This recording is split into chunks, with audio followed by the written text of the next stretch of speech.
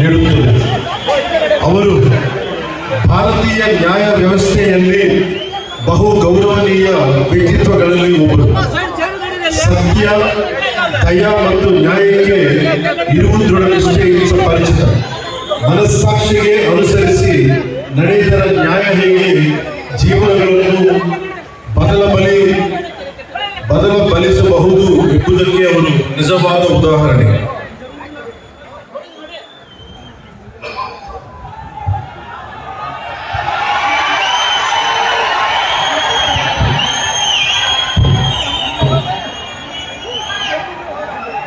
ఒక వ్యక్తి తన జీవితాన్ని ఎలా జీవించాలి, పదవిలో ఉన్నప్పుడు తన శక్తిని ఎవరి కోసం ఉపయోగించాలి, పదవి దిగాక కూడా తన గళం ఎవరి కోసం వినిపించాలన్న ప్రశ్నకు సమాధానం మన కళ్ళ ముందే నిలబడిన ఒక వ్యక్తి రూపంలో ఉంది.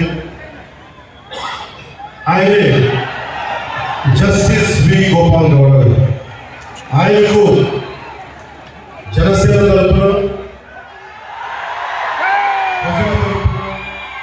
నా హృదయపూర్వక జన్మదిన శుభాకాంక్షలు.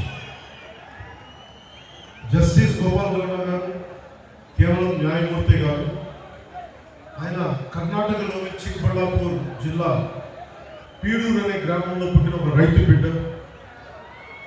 మణ్ వాసన అంటాం తమిళలో, మట్టి వాసన, కష్టం విలువ తెలిసిన నేపథ్యమే ఆయన లేబర్ పూర్ న్యాయమూర్తిగా మార్చింది. ఆయన డిగ్రీ అయ్యాక 75లో న్యాయవాదిగా నమోదయ్యారు. కానీ కోర్టుల్లో వారు అడుగుపెట్టింది కేవలం ఫీజుల కోసం కాదు, సగటు ప్రజల కోసం న్యాయం జరగాలన్న తపన. బెంగళూరు మహానగర పాలిక స్టాండింగ్ కౌన్సిల్గా పనిచేసిన, లా కాలేజీలో ప్రొఫెసర్గా పాఠాలు చెప్పిన ఆయన దృష్టి ఎప్పుడు కార్మికుల కర్షకుల సమస్యలపైన ఉంది. న్యాయ చరిత్రలో మైలురాళ్ళు జస్టిస్ గోపాల్ గౌడ గారు న్యాయపీఠంపై కూర్చున్నప్పుడు అది ధర్మాసనమే. ఆయన తీర్పులు చాలా ధైర్యంగా నిక్కచ్చిగా ఉంది. ఉదాహరణకి ఒక చిన్న ఉదాహరణకి వైద్య నిర్లక్ష్యంపై దేశంలోనే అతిపెద్ద నష్టపరిహారం డాక్టర్ కునాల్ సాహా కేసులో ఆయన ఇచ్చిన తీర్పును మర్చిపోలేదు. డాక్టర్ల నిర్లక్ష్యం వల్ల మరణించిన ఒక భార్యకు న్యాయం చేస్తూ 6,08,00,000 నష్టపరిహారం ఇప్పించిన మహానుభావులు జడ్జి.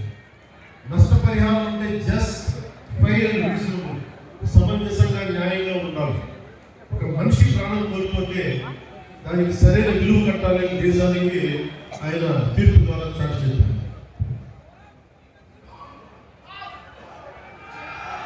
కార్మికుడికి రక్షణ,